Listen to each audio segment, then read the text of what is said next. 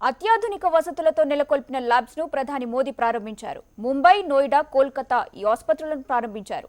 ఇప్పుడు మోదీ మాట్లాడుతున్నారు. ఆ లైవ్ చూద్దాం. हेल्थ इंफ्रास्ट्रक्चर का निर्माण हो, इसी वजह से बहुत शुरुआत में ही केंद्र सरकार ने 15,000 करोड़ रुपए के पैकेज का ऐलान कर दिया था।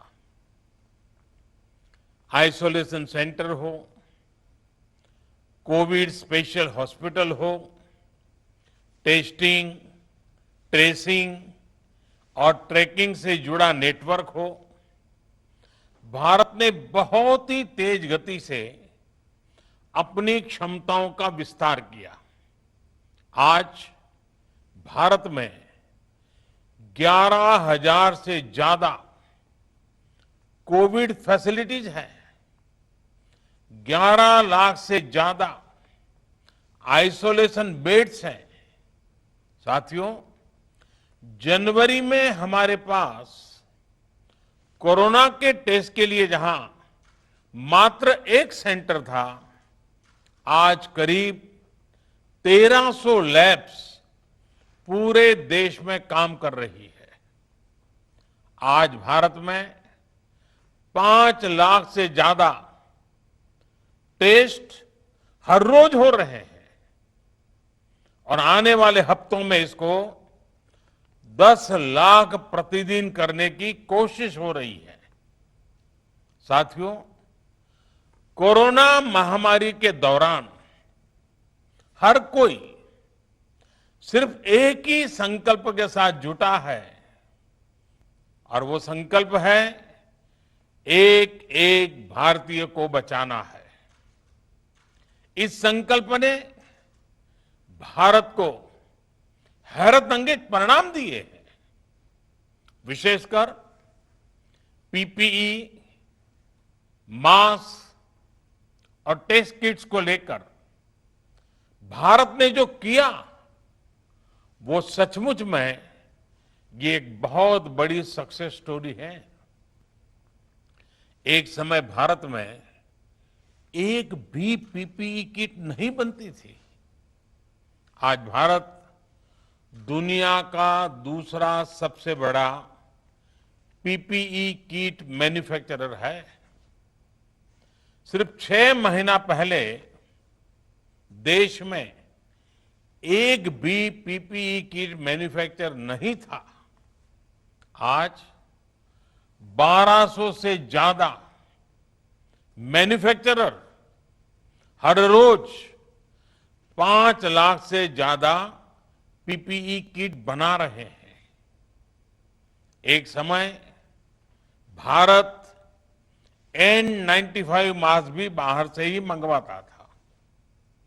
आज भारत में 3 लाख से ज्यादा N95 मास्क हर रोज बन रहे हैं। एक समय था जब भारत वेंटिलेटर्स के लिए भी दूसरे देशों पर निर्भर था। आज भारत में हर साल 3 लाख वेंटिलेटर बनाने की प्रोडक्शन कैपेसिटी विकसित हो चुकी है। इस दौरान मेडिकल ऑक्सीजन सिलेंडर्स के प्रोडक्शन में भी काफी मात्रा में वृद्धि की गई है।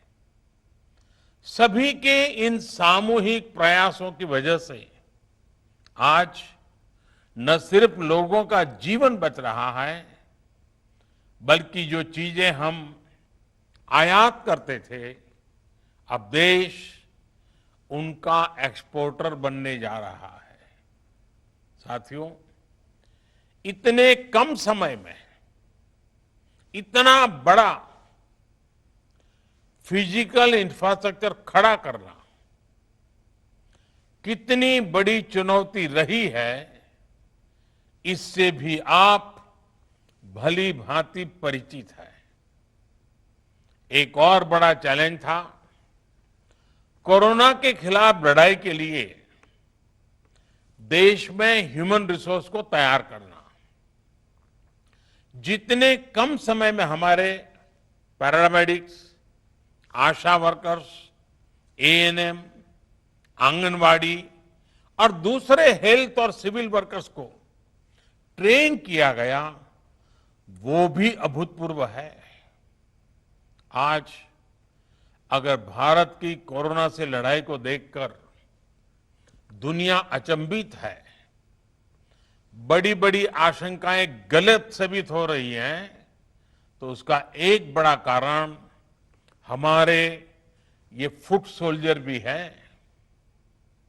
साथियों, कोरोना के खिलाफ लड़ाई में आज हम उस स्थिति पर आ पहुंच चुके हैं जहां हमारे पास जागरूकता की कमी नहीं है।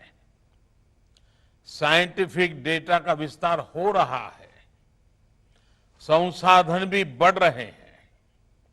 अब हमें राज्य के स्तर पर, जिला, ब्लॉक और गांव के स्तर पर डिमांड और सप्लाई के मैनेजमेंट को और चुस्त दुरुस्त करना है, मजबूत करना है। हमें मिलकर नया हेल्थ इंफ्रास्ट्रक्चर तैयार करना ही है, जो हमारे पास गांव-गांव में सरकारी और प्राइवेट डिस्पेंसरीज हैं, क्लिनिक हैं, उनको ज्यादा सक्षम भी बना रहा है। ये हमें इसलिए भी करना है ताकि हमारे गांवों में कोरोना से लड़ाई कमजोर न पड़े। अभी तक गांवों ने इसमें बहुत अच्छा प्रदर्शन किया है और इसके साथ ही हमें इस बात का ध्यान रखना है कि हमारे कोरोना योद्धा किसी तरह की थकान का शिकार न हो।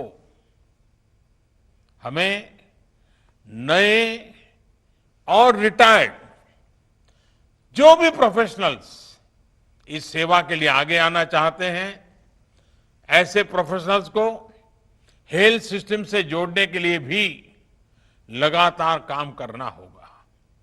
साथियों, आने वाले समय में बहुत सारे त्योहार आने वाले हैं।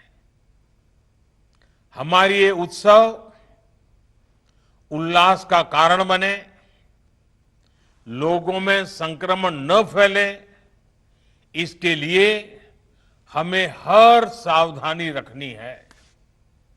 हमें ये भी देखते रहना होगा कि उत्सव के इस समय में गरीब परिवारों को परेशानी ना हो। प्रधानमंत्री गरीब कल्याण अन्न योजना का लाभ हर गरीब परिवार तक समय पर पहुंचे, हमें ये भी सुनिश्चित करना है। साथियों, हमारे देश के टैलेंटेड वैज्ञानिक कोरोना वैक्सीन के लिए तेजी से काम कर रहे हैं, लेकिन जब तक कोई प्रभावी दवा या वैक्सीन नहीं बनती, तब तक मास्क, 2 गज की दूरी, हैंड सैनिटाइजेशन की हमारा एकमात्र विकल्प है, एक प्रकार से एकमात्र हथियार है। हमें खुद भी बचना है और घर में छोटी बड़ी आयु के सभी परिजनों को भी बचाना है। मुझे विश्वास है कि कोरोना के खिलाफ लड़ाई हम सभी मिलकर लड़ेंगे भी और जीतेंगे भी। एक बार फिर इन हाईटेक सुविधाओं के लिए बहुत बहुत बधाई देता हूं। आप सबका भी हृदय से बहुत बहुत आभार व्यक्त करता हूं। तो आप देख रहे थे सीधा प्रसारण।